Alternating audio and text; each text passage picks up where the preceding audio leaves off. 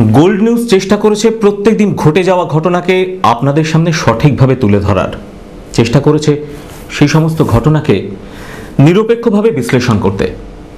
এখন থেকে প্রতি শনি ও রবিবার গোল্ড নিউজের ক্যামেরা আলোকপাত করবে সেই সব ঘটনার ওপর যা আড়ালেই থেকে যায়।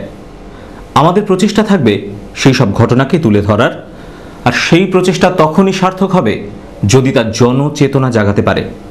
শুরু করছি গোল্ড নিউজ স্পেশাল রিপোর্টস।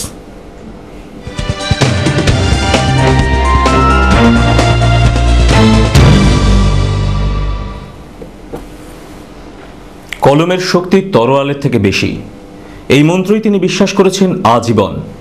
সমাজের দর্পণ তার কলম, কালির ডগায় ঝলকায় বিপ্লব, চোখে এখনো স্বপ্ন। বহুদিন চলে গিয়েছিলেন চোখের আড়ালে, হঠাৎ জাতীয় পুরস্কার তাকে আবার এনেছে পাদপ্রদীপের আলোয়। সেই কবি আজ আমাদের ক্যামেরায়।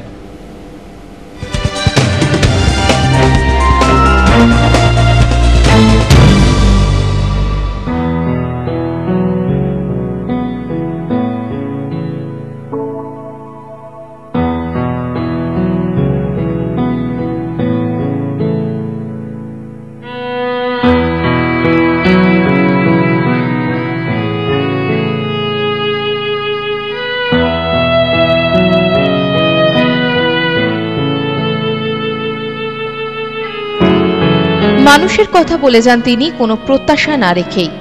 ওর শব্দের জাদুতে ঝলসে ওঠে প্রতিবাদ। কবিতাকে মাধ্যম করে তিনি বাঙালির বুকে ঝড় তোলেন। সাধারণ কথাই ওর হাতের ছোঁয়ায় রূপ পায় অনবদ্য হাতিয়ারের। আজও তাই বিনয় মজুমদার উজ্জ্বল তার অশীতিপর শরীর নিয়ে। আজও তাকে অস্বীকার করার ক্ষমতা রাখে না ভারতীয় সাহিত্যের দিকপালেরা। তাই তার কাছে লেখাই একমাত্র হাতিয়ার আজও। তোমাকেও হয়তো পাই না আমি, পূর্ণিমার তৃতীয় দেখি অস্ফুট লজ্জায় ম্লান ক্ষীণচন্দ্রকলা উঠে থাকে গ্রহণ হওয়ার পরে হাসপাতালের লেখা। এই অবস্থায় তখনও ছিল।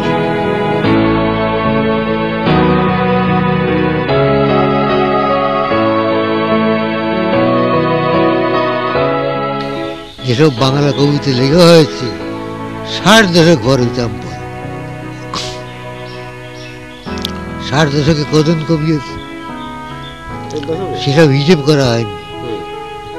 বুদ্ধদেব সম্পাদিত আধুনিক বাংলা কবিতা পঞ্চম সংস্করণ পাবলিশ করেছে এমজি সরকার, অর্থাৎ বেঁচে আছে সুপ্রিয় সরকার। সে আত্মা ওই পর্যন্ত বাছাই হয়ে গেছে। বুদ্ধদেব রায় বাছাই করে দিয়ে গেছে, তারপরে বাছাই করার লোক নেই। 50 দশক করে 60 দশক 70 দশক 80 দশক এদের কবিতা বাছাই করা হয়নি। বাছাই করবে কে?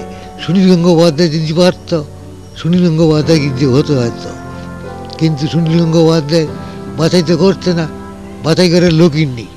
সুনীল গঙ্গোপাধ্যায়, শঙ্কর ঘোষ এরা কেউ যদি অগ্রসর হতো বাছাই করতে, তাহলে ভালো হতো। কিন্তু বাছাই করার লোকটা নেই, বাছাই করার লোকই পাওয়া যাচ্ছে না।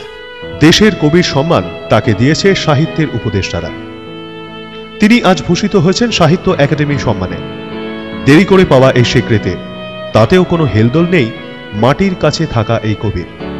আজীবন কবিতায় সঙ্গীতার সঙ্গে রয়েছে তার অনাড়ম্বর জীবন।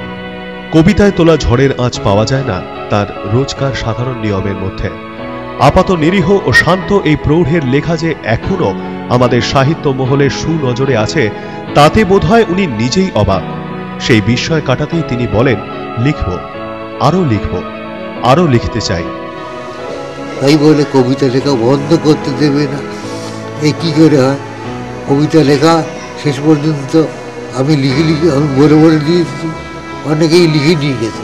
মানে আপনার ইচ্ছা আপনাকে বন্ধ করতে দিতে হবে, আর বন্ধ করার উপায় নেই তো। এখন একটা পুরস্কার দিল, এরপরে বন্ধ করি কি করে? আজকের যুগের হাওয়ায় বদলেছে অনেক কিছু, তবু বদলে যাননি সাহিত্যের এই সেনানী। তার কাছে কাব্যগ্রন্থের পুরস্কারের চেয়েও বড় মানুষের কাছে থাকা, মানুষের কথা বলা। তাই সীমান্তের কোনায় বসে আনন্দ পান চা আর ধূমপানে। সরলতার অপর নামও বিনয় মজুমদার। জীবনের প্রায় সীমান্তে আজ এই কবি তবু বাঁচতে চান, লিখতে চান, পুরস্কারের কথায় খুশিও হন। তবে এত দশক পেরোবার পর তার লেখাকে পুরস্কৃত করে কারা লাভবান হলো বেশি? একাডেমি, যারা পুরস্কার দিয়ে শ্লাঘা বোধ করে, নাকি আমাদের মতো পাঠকেরা যারা গর্বিত হয়েও বিস্মিত? স্বীকৃতির মাপদণ্ড তাহলে কি? ক্যামেরায় সুমন রায়ের সঙ্গে Subrata Banerjee report, gold news, উত্তর 24 পরগনা।